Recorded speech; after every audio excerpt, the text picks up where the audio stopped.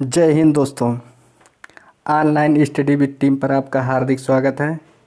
आज हम लोग बौद्ध धर्म जैन धर्म से संबंधित अति महत्वपूर्ण प्रश्नोत्तरी देखने वाले हैं, जो कि हमारे आगामी परीक्षा SSC CGL 2022, UP triple SC BDO re examination 2022 और अन्य जो एक दिवसीय परीक्षाएं उसमें तो आपको लाभ पहुंचाएगा ही, साथ ही साथ आप पीसीएस लेवल तक के जो प्रारंभिक परीक्षा होते हैं उसमें पूछे जाने वाले प्रश्नों को एक ही वीडियो में आप समेट लेंगे। तो इस वीडियो में हम लोग जो देखने वाले हैं वह टॉपिक हमारा रहेगा जैन धर्म, और अगले में जो हम लोग देखेंगे वह देखेंगे बौद्ध धर्म। क्योंकि वीडियो थोड़ा लंबा होगा इसमें, क्योंकि जो क्वेश्चनों की संख्या और टॉपिक महत्वपूर्ण है उन्हें समेटने में थोड़ा ज़्यादा टाइम लगा है, तो इसलिए वीडियो थोड़ा लंबा होगा।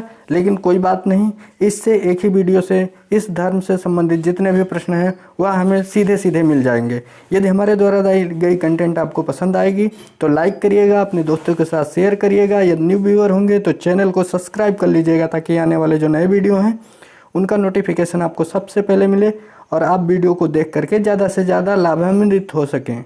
तो चलिए शुरू करते हैं आज के टॉपिक को। हम लोग शुरू करते हैं जैन धर्म। तो जैन धर्म के बारे में हम लोग शुरुआत से देखते हैं। तो जैन धर्म के संस्थापक तथा प्रथम तीर्थकर जो थे वह ऋषभदेव थे। आप ध्यान रखिएगा, जो पहला क्वेश्चन बनता है वह पूछेगा आपसे कि जैन धर्म के संस्थापक या प्रथम तीर्थंकर कौन थे, तो ऋषभदेव थे। चलिए आगे टॉपिक देखते हैं। तो जैन धर्म के 23वें तीर्थंकर कौन थे, तो पार्श्वनाथ थे। ये पार्श्वनाथ कौन थे, तो ये काशी नरेश अश्वसेन के पुत्र थे। चलिए अगला पॉइंट देखते हैं हम लोग। जैन धर्म के अंतिम यानी 24वें तीर्थंकर कौन थे, तो 24वें तीर्थंकर महावीर स्वामी थे और इन्हें वास्तविक जैन धर्म के संस्थापक माना जाता है। इनके बचपन का नाम वर्धमान था। इनका जन्म 540 ईसा पूर्व कुंडग्राम वैशाली में हुआ था। चलिए आगे देखते हैं हम लोग। इनके जो पिता हैं उनका नाम सिद्धार्थ था और ये यात्रिक कुल के सरदार थे। इनकी माता त्रिशला देवी थी, जो कि लिच्छवी राजा चेटक की बहन थी। अगला पॉइंट हम लोग देखते हैं यहाँ पर। महावीर की पत्नी का नाम यशोदा व पुत्री का नाम प्रियदर्शनी था। अगला पॉइंट हम लोग देखेंगे। महावीर ने 30 वर्ष की अवस्था में अपने बड़े भाई नंदीवर्धन से अनुमति लेकर संन्यास ग्रहण किया था। वे 12 वर्ष कठिन तपस्या के उपरांत द्रिम्बिक ग्राम नामक स्थान पर ऋजुपालिका नदी के तट पर साल वृक्ष के नीचे ज्ञान की प्राप्ति किए थे। चलिए आगे देखते हैं हम लोग। महावीर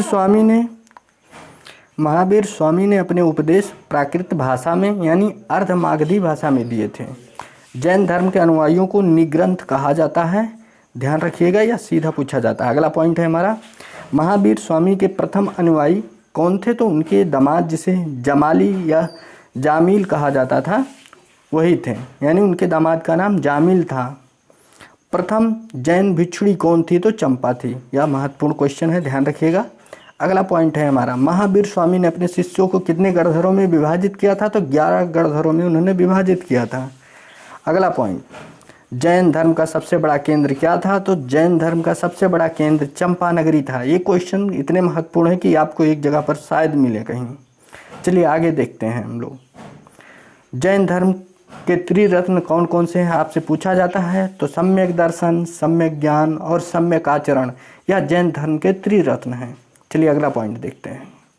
जैन धर्म में ईश्वर की मान्यता नहीं है। आप ध्यान रखिएगा, पूछेगा जैन धर्म में ईश्वर की मान्यता है, तो बिल्कुल नहीं है, लेकिन आत्मा को यह जैन धर्म मानता है कि आत्मा है दुनिया में। अगला पॉइंट, जैन धर्म में पुनर्जन्म और कर्मवाद में विश्वास रखते हैं, यानी जैन धर्म के लोग पुनर्जन्म और कर्मवाद को महत्व देते हैं। अगला पॉइंट, जैन धर्म में पूर्ण ज्ञान को कैवल्य कहा जाता है, यानी जब पूर्ण ज्ञान प्राप्त हो जाता है उस अवस्था को कैवल्य कहा जाता है। चलिए आगे देखते हैं हम लोग। अगला पॉइंट हमारा है, जैन धर्म का सबसे महत्वपूर्ण सिद्धांत क्या है, आपसे सीधा पूछा जाएगा, तो जैन धर्म का सबसे महत्वपूर्ण सिद्धांत अहिंसा है। अगला पॉइंट, 72 वर्ष की अवस्था में महावीर स्वामी की मृत्यु 468 ईसा पूर्व में पावापुरी यानी राजगीर में हो गया था। चलिए अगला पॉइंट, जैन धर्म के तीर्थंकरों की जीवनी कहाँ पर वर्णित है, तो कल्पसूत्र में है, और कल्पसूत्र के लेखक कौन है, तो भद्रबाहु हैं। चलिए अगला पॉइंट, जैन मठों को क्या कहा जाता है? यह क्वेश्चन आपको शायद कहीं मिले, तो जैन मठों को वसदी कहा जाता है। चलिए आगे देखते हैं हम लोग। अगला पॉइंट यहाँ पर हमारा है, मौर्योत्तर युग में मथुरा जैन धर्म का प्रसिद्ध केंद्र था। यानी मौर्योत्तर युग में जैन धर्म का प्रमुख केंद्र क्या था? तो मथुरा था। ध्यान रखिएगा। अगला पॉइंट हम लोग देखते हैं, खजुराहो। खजुराहो कहाँ है? तो मध्य प्रदेश में है, इसे ध्यान रखिएगा। में जैन मंदिरों का निर्माण किसने कराया था? तो चंदेल शासकों द्वारा किया गया था।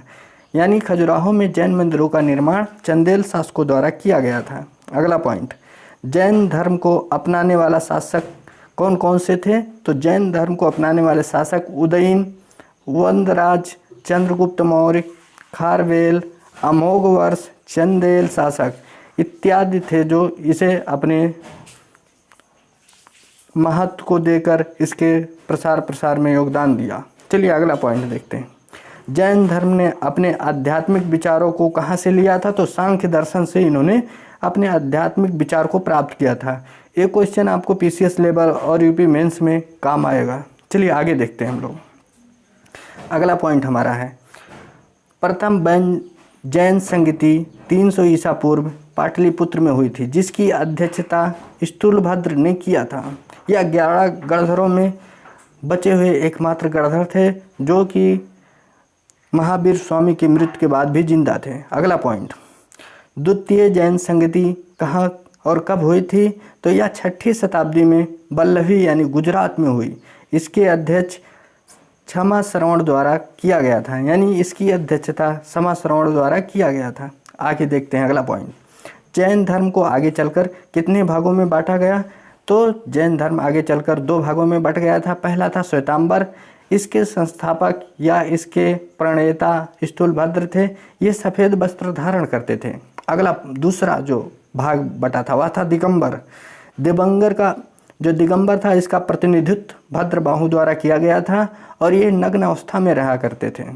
अगला पॉइंट, प्रसिद्ध जैन धर्म पुस्तक भगवती सूत्र है, जिसमें 16 महाजनपदों का उल्लेख मिलता है। यह क्वेश्चन बारंबार पूछा गया है, तो जरूर इसे ध्यान रखिएगा।